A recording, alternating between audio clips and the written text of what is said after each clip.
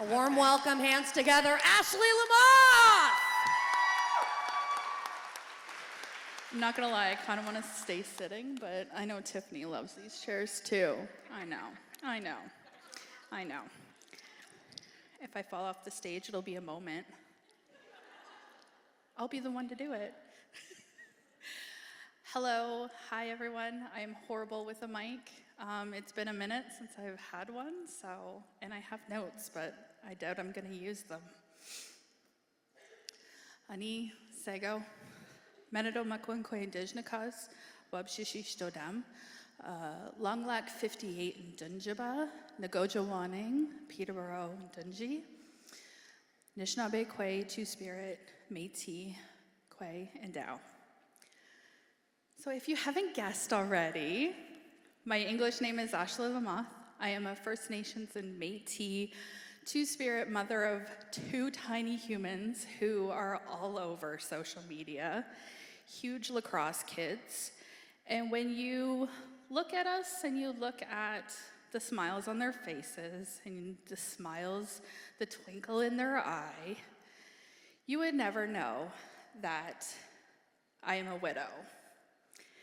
And it has taken me a long time, and many of the women in this room today, to admit that.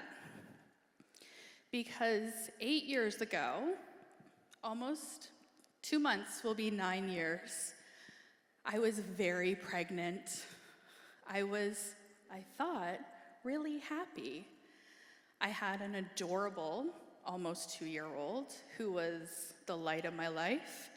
I was engaged, I was planning a wedding, and I was working full-time, had a great job, thought my life was perfect. And then the world came crashing down on me.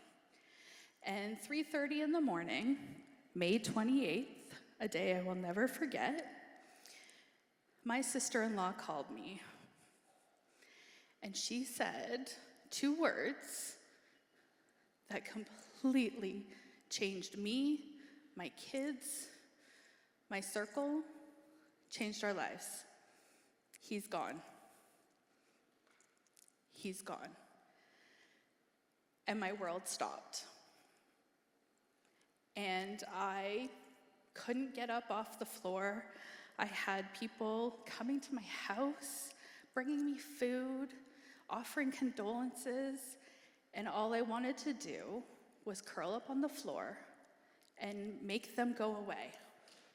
I don't know how many times I even told them, go away. I don't want help, I don't need help. My life is over, that's it, it's done. I can't do anything. Fast forward a year, and I say fast forward because, to be perfectly honest, I don't remember half of that year. I know it was my family, my mother, who most likely raised my kids, watched me give birth in the midst of grief, and made sure that, at least once in a while, Ashley, you're gonna have a shower. And I'll never forget it, my best friend of 20 some odd years drove to St. Catharines, because that's where I was living. And she said, I love you, babe, but you stink.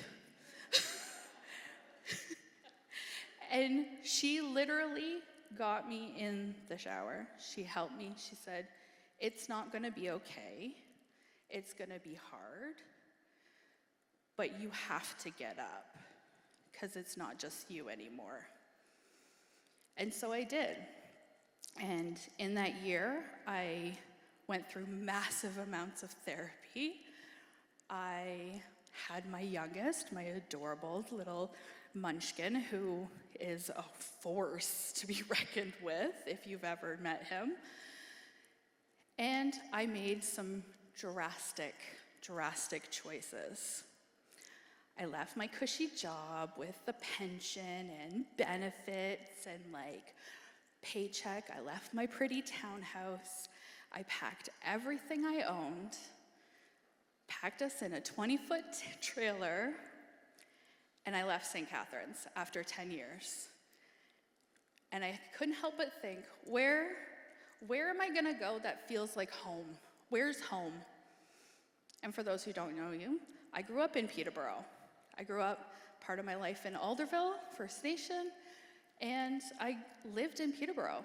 I went to high school here. I had all my memories here, and that was home. Even though as a teen, I thought bigger and better things. How many of us leave our hometowns for the bigger, the better?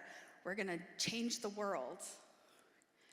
10 years later, I came back with nothing but the car I'm still driving somehow, a 20-foot trailer of stuff, and my kids. I had no place to live. I had no job. I had what little I had in savings. And I literally felt like I couldn't get any lower. Because how am I gonna take care of my kids? How am I gonna take care of myself? Who am I? And I started asking that question. Who am I? What do I want? Because now's my chance. I'm coming home, I have nothing, so it can't get much worse. So what if it gets better? What do I do to make it better? So I did what no single Indigenous mom wants to do, and I walked into social services. I sat at the intake desk and I said, I need help. I need help. And I had a marvelous worker, thank goodness, thank Creator, who said, okay, we can help you, but what do you want? I don't know. I'm a single mom of 2. I want to put food on the table. I want to make sure my kids are happy. That's what I want to do. And she said, okay, well, we can help you get back on your feet. But she's like, what do you want to do? Like, I don't know. And I sat with that. I was like, what do I want to do? This is my shot. This is my chance. So I said, I've always wanted to teach people about creativity. It's been my life. It's been my passion. It's what saved me so many times through so many traumas.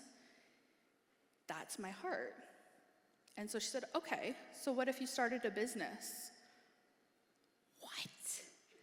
You do realize I am a single mother of 2 kids, one's a baby. You want me to start a business? And she said, it's my favorite, it's written on my vision board, why not? And that